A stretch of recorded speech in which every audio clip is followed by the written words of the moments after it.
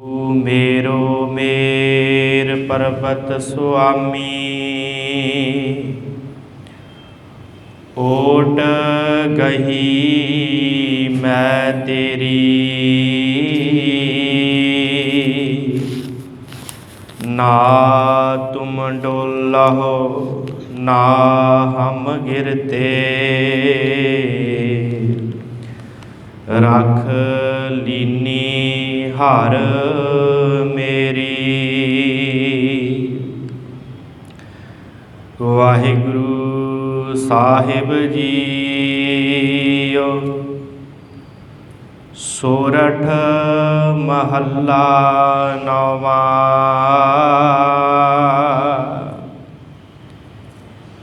मन रे गहियो ना गुर उपदेश,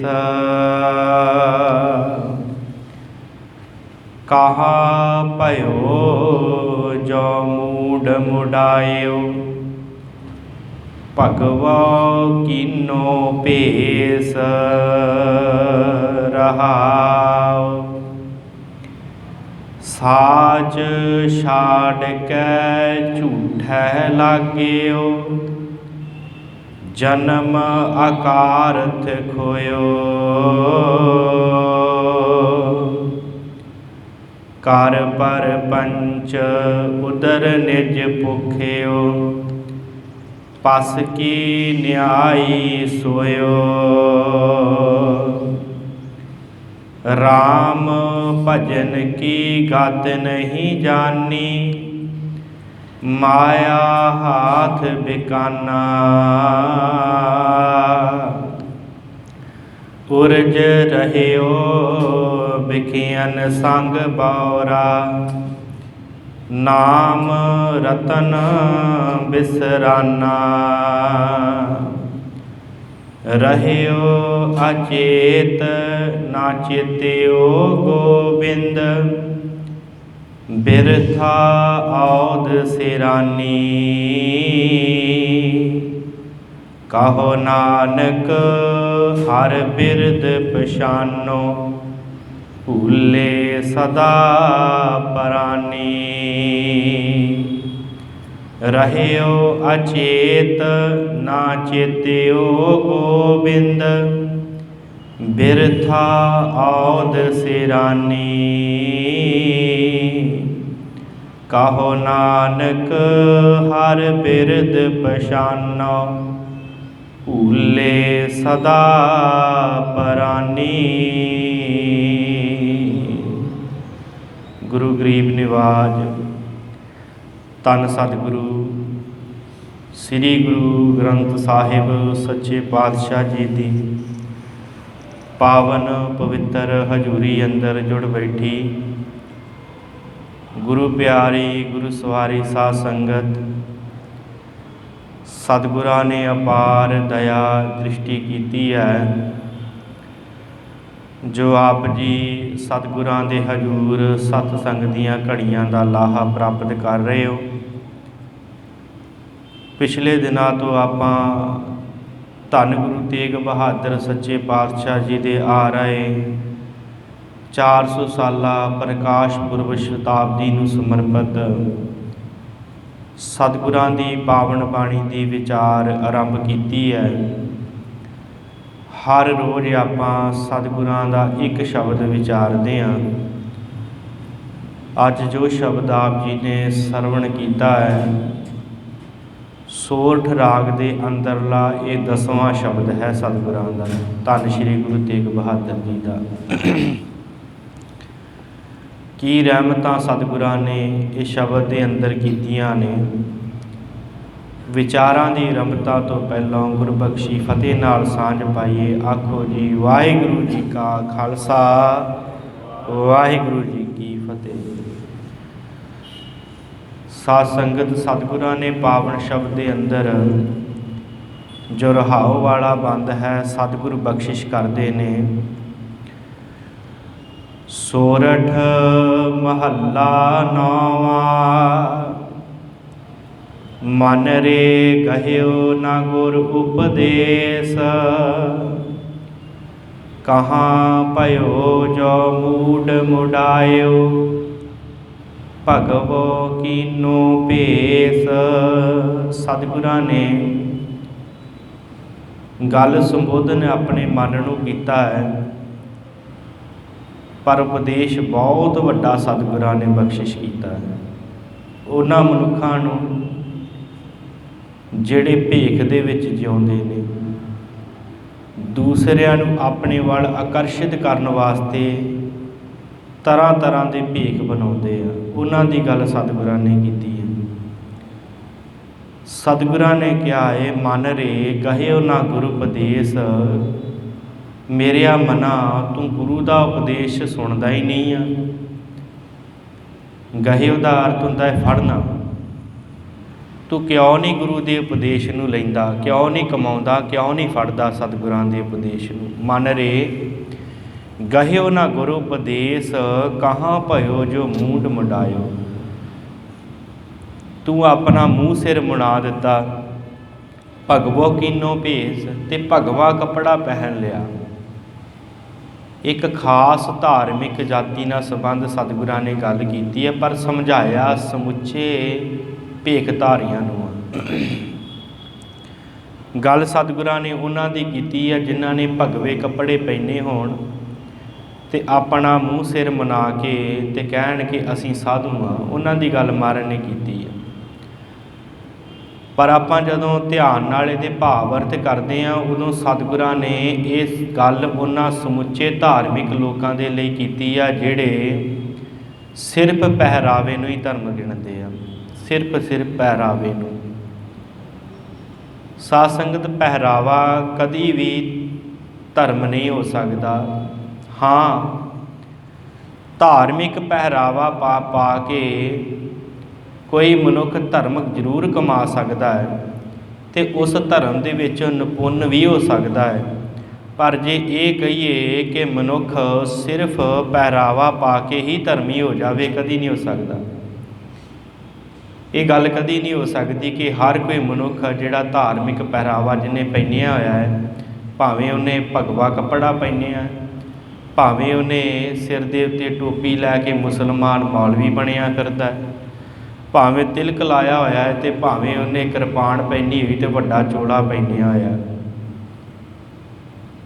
ਜੇ ਉਹਦੇ ਅੰਦਰ ਧਰਮ ਹੈ, ਜੇ ਉਹ ਕਮਾਉਂਦਾ ਹੈ ਧਰਮ ਨੂੰ, ਫਿਰ ਧਰਮੀ ਹੈ। ਪਰ ਜੇ ਸਿਰਫ ਵਿਖਾਵੇ ਵਾਸਤੇ ਭੇਖ ਧਾਰਨ ਕੀਤਾ ਅਤੇ ਫਿਰ ਮਹਾਰਾਜ ਕਹਿੰਦੇ ਕਿ ਇਹੋ ਜਿਹੇ ਬੰਦੇ ਦਾ ਕੁਝ ਨਹੀਂ ਬਣ ਸਕਦਾ, ਕਿਉਂਕਿ ਪਹਿਰਾਵਾ ਕਦੀ ਵੀ ਧਰਮ ਨਹੀਂ ਹੋ ਸਕਦਾ। ਪਹਿਰਾਵਾ ਪਹਿਨ ਕੇ ਦੂਸਰਿਆਂ ਨੂੰ ਬੰਦਾ ਵਿਖਾ ਤਾਂ ਸਕਦਾ ਕਿ ਹਾਂ ਮੈਂ ਬਹੁਤ ਵੱਡਾ ਧਰਮੀ ਹਾਂ ਅਤੇ ਮੈਂ ਇਹ ਕਾਰਜ ਜਿਹੜਾ ਧਰਮ ਵਾਸਤੇ ਹੀ ਕਰਦਾ ਹਾਂ। ਪਰ ਜੇ ਉਸ ਧਰਮ ਦੇ ਵਿੱਚ ਭਾਵ ਭਗਤੀ, ਪਰਮੇਸ਼ਰ ਦਾ ਨਾਮ, ਬੰਦਗੀ ਨਹੀਂ ਹੈ, ਉਸ ਪਹਿਰਾਵੇ ਪਹਿਨਣ ਦਾ ਵੀ ਕੋਈ ਜਿਹੜਾ ਫਾਇਦਾ ਨਹੀਂ ਹੈ, ਨਾ ਉਸ ਮਨੁੱਖ ਨੂੰ ਅਤੇ ਨਾ ਹੀ ਉਹਨਾਂ ਮਨੁੱਖਾਂ ਨੂੰ ਜਿਹੜੇ ਮਨੁੱਖ ਉਹਦੇ ਪਿੱਛੇ ਲੱਗੇ ਹੋਏ ਹੁੰਦੇ ਆ। ਕਿਸੇ ਨੂੰ ਵੀ ਕੋਈ ਫਾਇਦਾ ਨਹੀਂ ਹੁੰਦਾ। ਅਤੇ ਇਸੇ ਤਰ੍ਹਾਂ ਬੰਦਾ ਜਿਹੜਾ ਆ ਆਪਣਾ ਜੀਵਨ ਇੱਦਾਂ ਅਕਾਰਥਿਕ ਹੋ ਕੇ ਚਲਾ ਜਾਂਦਾ ਹੈ। ਅਤੇ ਸਾਧ ਸੰਗਤ, ਆਪਾਂ ਅੱਜ ਵੀ ਸਮਾਜ 'ਤੇ ਦੇਖਦੇ ਹਾਂ, ਸਾਡੇ ਸਮਾਜ ਦੇ ਅੰਦਰ ਜਦੋਂ ਆਪਾਂ ਝਾਤੀ ਮਾਰਦੇ ਹਾਂ ਅਤੇ ਬੜੇ ਐਸੇ ਹਨ ਮਿਲ ਜਾਂਦੇ ਸਾਨੂੰ ਜਿਹੜੇ ਆਪਣੇ ਆਪ ਨੂੰ ਸਾਧ ਕਮਾਉਂਦੇ ਆ, ਜਿਨ੍ਹਾਂ ਨੇ ਪਹਿਰਾਵੇ ਵੀ ਧਾਰਮਿਕ ਪਹਿਨੇ ਹੋਏ ਆ, ਪਰ ਪਤਾ ਨਹੀਂ ਕਿੰਨੇ ਕੁ ਕੇਸ ਉਹਨਾਂ ਦੇ ਉੱਤੇ ਚੱਲ ਰਹੇ ਹੁੰਦੇ ਆ।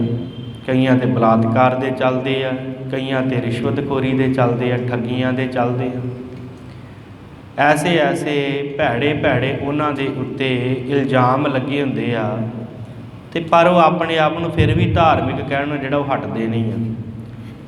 ਅਤੇ ਸਾਧ ਸੰਗਤ, ਇਹਦੇ ਨਾਲ ਹੀ ਇਹਨਾਂ ਦੇ ਪਿੱਛੇ ਜਿਹੜੇ ਲੋਕ ਲੱਗੇ ਹੁੰਦੇ ਆ ਨਾ, ਉਹ ਵੀ ਅੰਨੇ ਹੋ ਜਾਂਦੇ ਆ, ਉਹਨਾਂ ਨੂੰ ਵੀ ਕੁਛ ਨਹੀਂ ਪਤਾ ਲੱਗਦਾ। ਉਹ ਕਹਿੰਦੇ ਆ ਕਿ ਸਾਡਾ ਜਿਹੜਾ ਗੁਰੂ ਹੈ, ਸਾਡਾ ਜਿਹੜਾ ਇਹ ਸਾਧ ਹੈ, ਇਹ ਬਹੁਤ ਚੰਗਾ ਹੈ। ਮੈਂ ਇੱਥੇ ਸਾਰਿਆਂ ਦੀ ਗੱਲ ਨਹੀਂ ਕਰਦਾ, ਹਾਂ ਕਈ ਐਸੇ ਹੁੰਦੇ ਆ ਜਿਹੜੇ ਸੱਚੀ ਉਸ ਪਰਮੇਸ਼ਰ ਦੇ ਨਾਲ ਹੀ ਕਿਵੇਂ ਹੁੰਦੇ ਆ। ਐਸੇ ਮਹਾਂਪੁਰਖ ਵੀ ਹੁੰਦੇ ਆ ਜਿਹੜੇ ਪਰਮੇਸ਼ਰ ਨੂੰ ਯਾਦ ਕਰਦੇ, ਜਿਨ੍ਹਾਂ ਦਾ ਪਹਿਰਾਵਾ ਵੀ ਧਾਰਮਿਕ ਹੁੰਦਾ ਹੈ।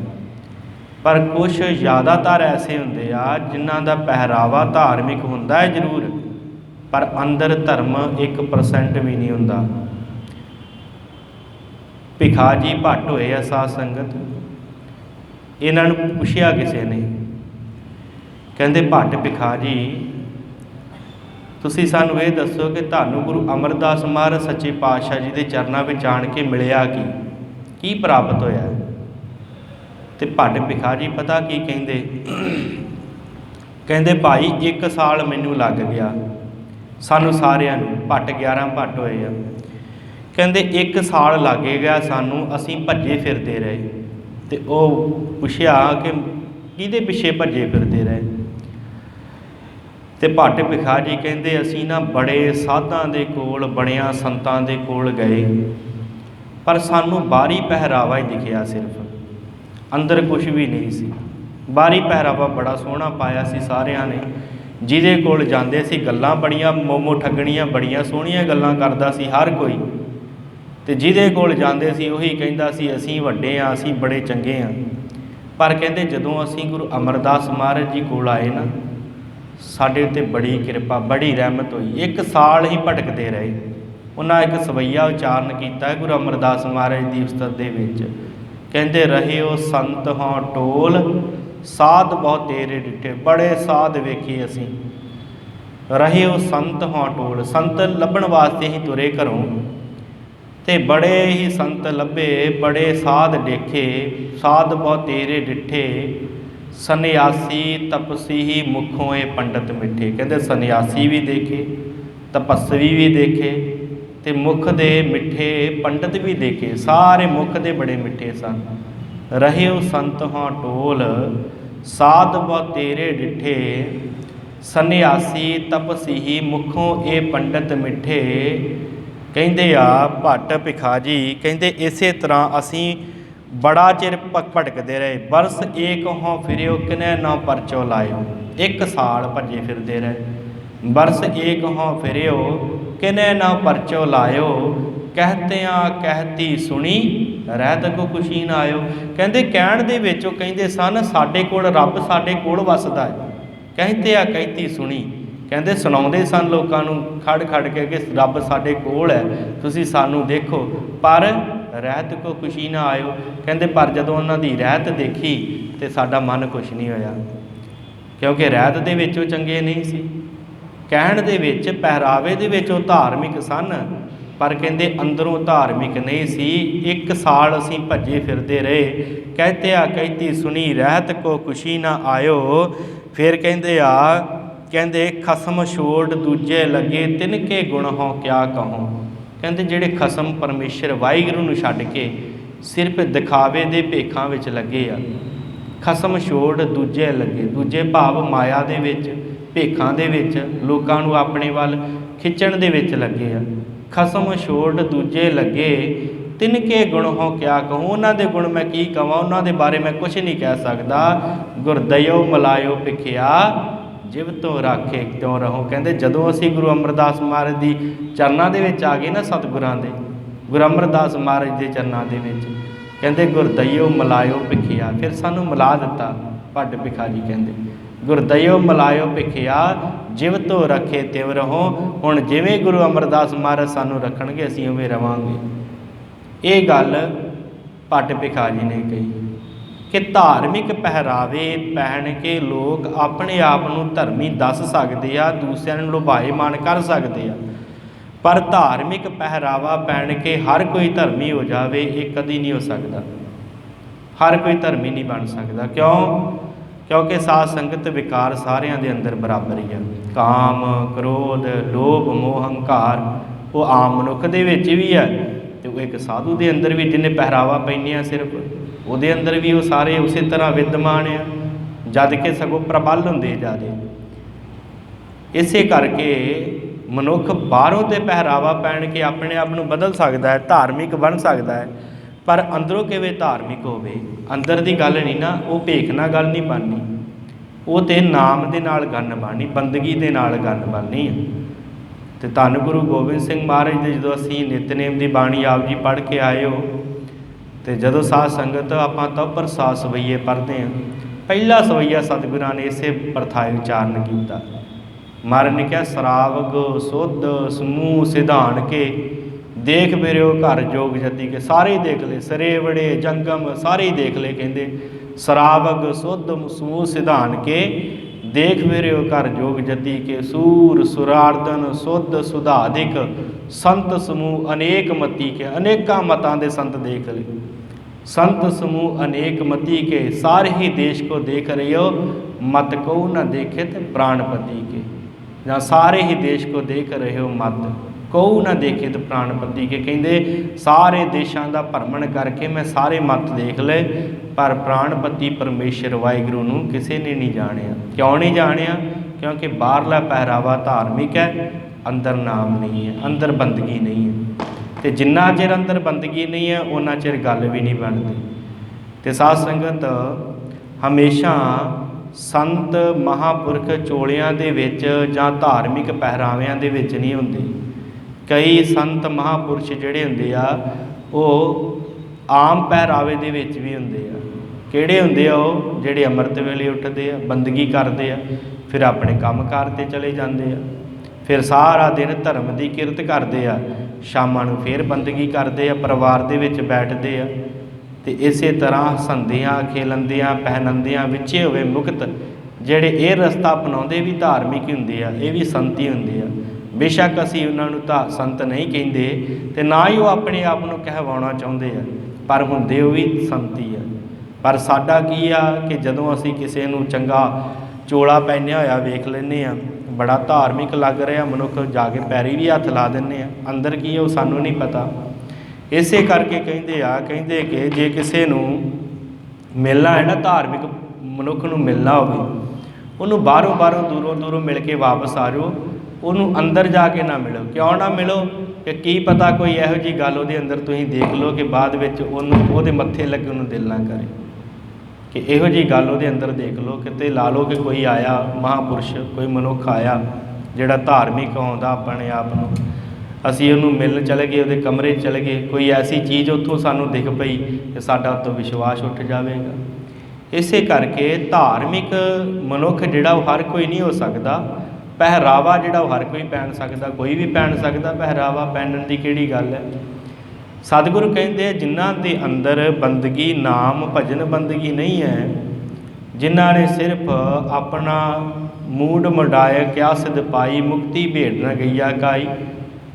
ਭਗਤ ਕਬੀਰ ਜੀ ਕਹਿੰਦੇ ਆਪਣਾ ਸਿਰ ਮੂੰਹ ਮਨਾ ਲਿਆ, ਅਤੇ ਜੇ ਕਹਿਣਾ ਕਿ ਮੈਨੂੰ ਪਰਮੇਸ਼ਰ ਮਿਲ ਜਾਵੇ, ਅਤੇ ਜੇ ਤੂੰ ਕਹਿਣਾ ਮੈਨੂੰ ਸਿੱਧੀ ਮਿਲ ਜਾਵੇ, ਪਰਮੇਸ਼ਰ ਵਾਹਿਗੁਰੂ ਮਿਲ ਜਾਵੇ, ਫਿਰ ਤੇ ਭੇਟ ਤੇ ਹਰ 15 ਦਿਨਾਂ ਬਾਅਦ ਮੰਨੀ ਜਾਂਦੀ ਆ। ਮੁਕਤੀ ਭੇਟ ਨਾ ਗਈਆ ਕਾਈ, ਉਹਨੂੰ ਕਿਉਂ ਨਹੀਂ ਮੁਕਤੀ ਮਿਲ ਗਈ? ਇਸੇ ਕਰਕੇ ਸਤਿਗੁਰੂ ਕਹਿੰਦੇ ਭੇਖਾਂ ਦੇ ਨਾਲ ਪਹਿਰਾਵੇ ਦੇ ਨਾਲ ਪਰਮੇਸ਼ਰ ਨਹੀਂ ਮਿਲਦਾ। ਗੁਰੂ ਗੋਬਿੰਦ ਸਿੰਘ ਮਹਾਰਾਜ ਕਹਿੰਦੇ ਆ ਭੇਖ ਦਿਖਾਈ ਜਗਤ ਕੋ, ਲੋਗਨ ਕੋ ਬਸ ਕੀਨ, ਹੋਏਗਾ ਕੀ ਫਿਰ? ਅੰਤ ਕਾਲ ਕਾਤੀ ਕਟਿਓ ਬਾਸ ਨਰਕ ਮੋਲੀਨ। ਅੰਤ ਕਾਲ ਕਾਤੀ ਕਟਿਓ, ਅੰਤ ਕਾਲ ਦੇ ਵਿੱਚ ਐਸੀ ਉਹਨੂੰ ਮਾਰ ਪਵੇਗੀ, ਨਰਕਾਂ 'ਚ ਧੱਕੇ ਪੈਣਗੇ ਜਿਹੜਾ ਮਨੁੱਖ ਸਿਰਫ ਪਹਿਰਾਵੇ ਨੂੰ ਧਰਮ ਸਮਝਦਾ ਹੈ। ਬੜੀ ਸੁੰਦਰ ਇੱਕ ਸਤਿਗੁਰਾਂ ਦੇ ਨਾਲ ਸਾਖੀ ਸੰਬੰਧਿਤ ਆਉਂਦੀ 6ਵੇਂ ਪਾਤਸ਼ਾਹ ਜੀ ਦੇ ਨਾਲ। ਲਧਾਈ ਕੇ ਪਿੰਡ ਸਾਧ ਸੰਗਤ ਪੈਂਦਾ ਮੋਗੇ ਜ਼ਿਲ੍ਹੇ ਦੇ ਵਿੱਚ ਇੱਕ, ਅਤੇ ਗੁਰੂ ਹਰਗੋਬਿੰਦ ਸਾਹਿਬ ਮਹਾਰਾਜ ਸੱਚੇ ਪਾਤਸ਼ਾਹ ਇੱਧਰ ਦੀ ਲੰਘ ਰਹੇ। ਲੰਘਦਿਆਂ ਇੱਕ ਝਿੜੀ ਬਣੀ ਹੋਈ ਸੀ, ਹੁਣ ਗੁਰਦੁਆਰਾ ਸਾਹਿਬ ਉਸਰਿਆ ਹੋਇਆ, ਦਾਸ ਨੇ ਦਰਸ਼ਨ ਕੀਤੇ ਉੱਥੇ, ਅਤੇ ਉਸ ਜਗ੍ਹਾ ਤੋਂ ਇੱਕ ਸੱਪ ਨਿਕਲਿਆ, ਅਜਗਰ ਸੱਪ। ਆਪ ਜੀ ਨੇ ਸਾਖੀ ਪਹਿਲਾਂ ਵੀ ਸੁਣੀ ਹੋਏਗੀ, ਬੜੀ ਢੁੱਕਦੀ ਹੈ। ਅਜਗਰ ਸੱਪ ਨਿਕਲਿਆ, ਸਤਿਗੁਰਾਂ ਦੇ ਵੱਲ ਨੂੰ ਵਧਿਆ, ਸਿੱਖ ਗਾਂਹ ਹੋ ਕੇ ਮਾਰਨ ਲੱਗੇ, ਮਾਰੇ ਕਹਿੰਦੇ ਮਾਰੋ ਨਾ, ਕੋਈ ਨਹੀਂ ਆ ਲੈਣ ਦਿਓ। ਨੇੜੇ ਆਇਆ ਅਤੇ ਗੁਰੂ ਹਰਗੋਬਿੰਦ ਸਾਹਿਬ ਨੇ ਆਪਣੇ ਚਰਨ ਦਾ, ਸੱਜੇ ਚਰਨ ਦਾ ਅੰਗੂਠਾ ਜਿਹੜਾ ਉਹਦੇ ਸਿਰ 'ਤੇ ਛੁਹਾਇਆ, ਅਤੇ ਉਹ ਜਿਹੜਾ ਅਜਗਰ ਸੀ ਵਿੱਚੋਂ ਪਾਟ ਗਿਆ, 2 ਹਿੱਸੇ ਹੋ ਗਏ। 2 ਹਿੱਸੇ ਹੋਏ ਅਤੇ ਉਹਦੇ ਵਿੱਚੋਂ ਕਿਰਮ ਚੱਲ ਰਹੇ ਸੀ, ਕੀੜੇ ਨਿੱਕੇ ਨਿੱਕੇ ਉਹਦੇ ਵਿੱਚ ਚੱਲ ਰਹੇ ਸੀ। ਅਤੇ ਸਤਿਗੁਰਾਂ ਦਾ ਇਹ ਕੌਤਕ ਦੇਖ ਕੇ ਸਿੱਖਾਂ ਪੁੱਛਿਆ ਮਹਾਰਾਜ ਇਹ ਕੀ ਕੀਤਾ? ਅਤੇ ਮਹਾਰਾਜ ਕਹਿੰਦੇ ਹੁਣ ਇਹੀ ਦੱਸੇਗਾ ਇਹਨੇ ਕੀ ਕੀਤਾ। ਉਹਦੀ ਕਹਿੰਦੇ ਦੇਵ ਰੂਪ ਵਿੱਚੋਂ ਪ੍ਰਗਟ ਹੋਈ ਜਿਹੜੀ ਵਿੱਚ ਆਤਮਾ ਸੀ, ਉਹ ਨਿਕਲੀ ਬਾਹਰ। ਜਦੋਂ ਮੁਕਤ ਹੋਣ ਲੱਗੀ, ਜਾਣ ਲੱਗੀ, ਅਤੇ ਮਹਾਰਾਜ ਨੇ ਕਿਹਾ ਭਾਈ ਤੂੰ ਚੱਲਿਆ ਤਾਂ ਹੈਗਾ, ਦੱਸ ਤੇ ਜਾ, ਸਾਡੇ ਸਿੱਖਾਂ ਦੇ ਮਨ 'ਚ ਸ਼ੰਕਾ ਹੈ ਕਿ ਤੈਨੂੰ ਇਹ ਸੱਪ ਦੀ ਜੂਨ ਕਿਉਂ ਮਿਲੀ। ਕਹਿੰਦਾ ਮਹਾਰਾਜ ਪਿਛਲੇ ਜਨਮ ਦੇ ਵਿੱਚ ਮੈਂ ਬੜਾ ਵੱਡਾ ਸਾਧ ਸੀ, ਚੋਲਾ ਪਹਿਨਿਆ ਹੋਇਆ ਸੀ, बड़ा वड्डा साध सी, बड़े लोग मेरे को आउंदे, बड़ी प्रतिष्ठा सारे पासे सारे इलाके दे विच। ते मेरे चेले भी बड़े सन, बहुत चेले सी मेरे। ते लंगर प्रशादा इकट्ठा कर लियाउणा, खा लैना, छक लैना, सौ जाना। परमेश्वर नूं कदी भजिया नहीं सी, सिमरन नहीं कीता सी, क्योंकि मेरे पास अपने पास बंदगी नहीं सी। ते मैं इन्हां नूं की सिखाउणा सी जिहड़े मेरे चेले सन। ते महाराज मैं इसे तरह मेरा सारा जीवन बतीत हो गया। ना मैं आप बंदगी की, ना परमेश्वर नूं आप भजिया सिमरिया, ते ना ही मैं अपने चेलियां नूं बंदगी करन दित्ती। ते फिर कहंदे कि हुण जदों मैं मरिया, मेरे मरण तो बाद मैनूं जून मिल गई सप दी, अजगर सप दी। ते ये जिहड़े हुण मेरे चेले सन, इन्हां भी ते मेरे नाल रहना सी। हुण इन्हां दा जीवन बर्बाद करन दे विच भी मेरा ही हत्थ सी। ते ये जिन्ने मेरे चेले सन, ये किरम बन के मेरे विच पै गए, कीड़े बन के। इन्हां ने हुण मैनूं इन्ना तंग कीता, मेरा शरीर खा रहा, क्योंकि बंदगी मैं भी नहीं कीती ते इन्हां ने भी नहीं कीती सी। ते हुण महाराज मैं बड़ा ही व्याकुल सी, बड़ा बुरा हाल सी। ते मैं परमेश्वर अगे अरदासां करदा पिया सी कि परमेश्वर किरपा कर। मैं अपने आप दे विच भेखी संत बन के बैठा सी, पर तूं ते बख्शनहार है, मैनूं बख्श ला। ते महाराज आप जी इधर नूं आए हो, ते तां करके मेरी बंद खलासी होई। ते ये जिहड़े विच किरम बन के बैठे आए मेरे सारे चेले सन। इस करके सतगुरां ने कहा अज दे इस पावन शब्द के अंदर के भाई, भेख दिखाउण दे नाल, पहरावा पहनण दे नाल कोई भी धर्मी नहीं हुंदा। धर्म असल विच अंदर दी गल हुंदी है। धर्म अंदरों निकलदा है मनुख दे। धर्म मनुख दे प्यार चों निकलदा है, जदों प्यार करदा है धर्म नूं। धर्म गल्लां तो धर्म पैदा नहीं हुंदा, गल्लां दे नाल, मिठियां गल्लां दे नाल धर्म नहीं निकलदा। बहुत लोग मिल जाणगे जिहड़े मिठियां गल्लां करनगे, पर जदों अंदरला जीवन देखते हैं, ना बंदगी है, ना सिमरन है, ना नाम है, ना बाणी है, ना नितनेम है। तो जदों नितनेम नहीं, बंदगी नहीं, नाम नहीं, तो फिर धर्म काहदा, फिर पहरावा पहनण का कोई फायदा नहीं। इसे करके सतगुरां ने अज कहा मन रे गहिओ ना गुरु उपदेश मेरिया मना। गुरु ने उपदेश किया सी परमेश्वर का नाम जप, वाहिगुरू नूं भज सिमरन कर। पर तूं की कीता मूड मुडायो वाहिगुरू, कहाँ भयो जो मूड मुडायो भगवो कीनो भेस। मारे कहते भगवा भेस धारण करके मूँह सिर मना के तुरया फिरदा, इवें तैनूं परमेश्वर मिल जाएगा? नहीं मिलना। जिन्ना चिर गुरु का उपदेश नहीं मनांगे, किवें परमेश्वर मिल जाएगा? नहीं मिलेगा। गुरु तो कहता प्रेमा भगती नाल प्राप्त होवेगा, तो मनुख वख-वख तरह के भेख बना के तुरया फिरे, इस तरह तो नहीं मिलना ना परमात्मा। रहाओ विश्राम दे के सतगुरु कहते आ, साज छाड़ के झूठै लागेओ, जन्म आकारत खोयो। सच नूं छड्ड दिता, झूठ दे नाल प्रीत पा लई। साज छाड़ के झूठै लागेओ, झूठ दे नाल प्रीत पा लई। फिर होया कि जन्म आकारत खोयो, अपना सारे दा सारा जिहड़ा जन्म है ना, वो बिरथा ही खो के चला गया। बड़े किस्मत दे नाल जीवन मिलिया सी, किते चंगे कर्म कोई कीता सी, कोई पूर्वला कर्म कीता सी, तैनूं ये जीवन मिलिया सी, मनुखा देही मिली सी। पर इहदे विच भी आके तू भेख दिखा के इसे तरह करके चला गया। तो महाराज कहते इस तरह तेरी बंद खलासी नहीं होनी। कर परपंच उदर निज पोखियो, पस की न्याय सोयो। सतगुर कहते आ कर परपंच, तरह तरह के परपंच करता है मनुख, लुभाईमान करने वास्ते दूसरिਆਂ ਨੂੰ। सतगुरां ने सुखमनी साहब च कहा ना, रहत अवर कश अवर कमावत, मानी प्रीत मुखों गंढ लावत। जानन हार प्रभु परवीन, बाहर भेख। बाहरों भेख जिहड़ा किहड़ा बनाया है? धार्मिक। बाहर भेख ना काहूँ पीण, बाहरले भेख ना परमेश्वर थोड़ी मिलना। तरह तरह के चोज, तरह तरह के पखंड मनुख करता है। धार्मिक पहरावा पहन के मार कहते कर परपंच उधर निज पोखिओ। उधर दा अर्थ हुंदा पेट, अपने ढिड नूं भरन वास्ते ते तू इन्ना कुछ करदा है। पस की न्याई सोयो, ते पशु की न्याई सुता पिया है। पशु सुता हुंदा है, सत्संग जागृत नहीं अवस्था आंदी। मनुख की अवस्था जागृत है। जागृत किवें है कि असीं समझदे हां हर गल नूं कि असीं बंदगी भी करनी, नाम भी जपना, जे कोई समझाउंदा तो समझते भी हैं। तो जे कोई विकारां वाल नूं लैके जावे तो उधर नूं असीं समझते हैं कि काम गलत है, माड़ा है, वो साडे मन अंदर गल है। इस करके असीं जागृत अवस्था च ते पशु जिहड़ा आ वो सुपन अवस्था च उहदा अवचेतन मन जिहड़ा वो जागिया नहीं हुंदा। किवें कोई पशु किले ते बन्निया होवे तो उन्होंने किले तो खोलण आपां ही खोल सकते, पशु अपने आप तो नहीं ना खुल सकता क्योंकि वह मन जागृत नहीं होया हुंदा। महाराज कहते पशु की न्याई तू सुता पिया है तो तू अपने पेट नूं भरन वास्ते लगा पिया दिन रात प्रपंच करन दे विच, दिन रात लोकां नूं अपने वल नूं लुभाईमान करदा है तो तैनूं ये नहीं पता कि तू पशु की न्याई सुता है। क्योंकि हुण पशु नूं की पता कि बंदगी भी करनी, नाम भी जपना, नहीं पता। फिर सतगुरु कहते राम भजन की गत नहीं जानी, माया हाथ बिकाना। राम भजन की गत ही नहीं जानी तू, परमेश्वर वाहिगुरू नूं याद करना है, उसकी बंदगी करनी है, कभी सोचिया ही नहीं तू, तो माया के हत्थ अपने आप में विका लिया। असल च की हुंदा है सत्संग, जदों ना मनुख कोई धार्मिक पहरावा पहनता है ना, वो असल च उहदी आरंभता जिहड़ी है यही हुंदी है कि मैं परमेश्वर नूं पा लवां। वो कहते एक गाथा याद आ गई, समा है मैं दस जावां। कहते कि एक कोई सी बंदा, उन्हें परमेश्वर नूं याद करना शुरू कर दिता, घरों बड़ा दुखी सी, उन्हें सोचा चलो रब नूं याद करते हैं। रुख दे हेठां बह गया, रोज़ रब रब करन लग पिया, जपन लग पिया।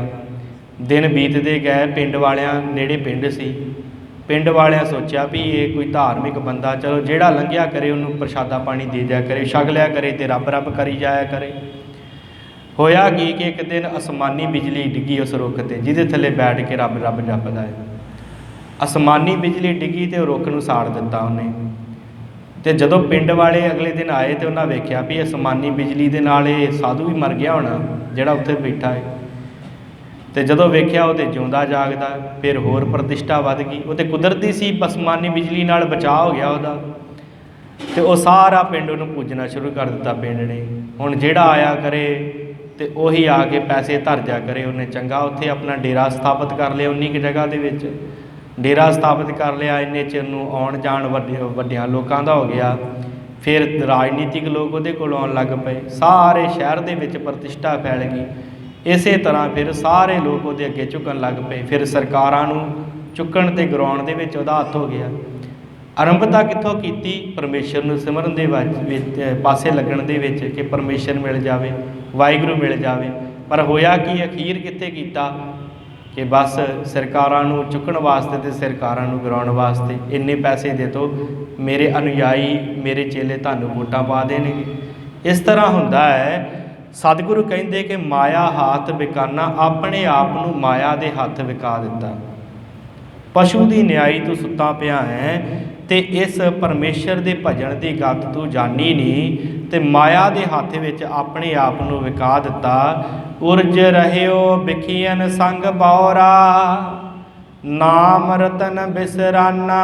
बिखियन संग उरझिया पिया। बिखियन का अर्थ आपां कीता सी जहर हुंदा बिखिया दा अर्थ, तो इत्थे माया नूं विखिया गया, विकारां नूं विखिया गया। सतगुरु कहते उरझिया पिया आ तू इन्हां विकारां दे विच, इन्हां पंजां विकारां च, माया च, तृष्णा दे विच, आसा दे विच, इन्हां दे विच तू भज्जा फिरदा है। ते परमेश्वर का जो नाम रत्ना वर्गा नाम इनूं विसार दिता। जो नाम जपण वास्ते धरती ते आया सी, परमेश्वर की बंदगी करने वास्ते धरती ते आया सी, पर भेखां दे विच ही अपना आप तूं गवा लिया। माया के हत्थ अपने आप नूं विका दिता है।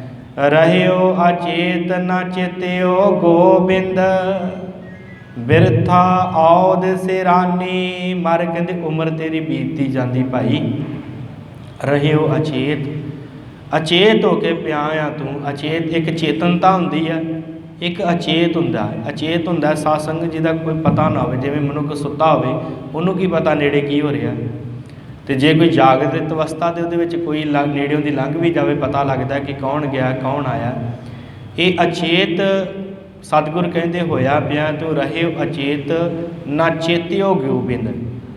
अचेत हो के तू पिया होया है ਤੇ ਪਰਮੇਸ਼ਰ ਨੂੰ ਚੇਤੇ ਨਹੀਂ ਕਰਦਾ।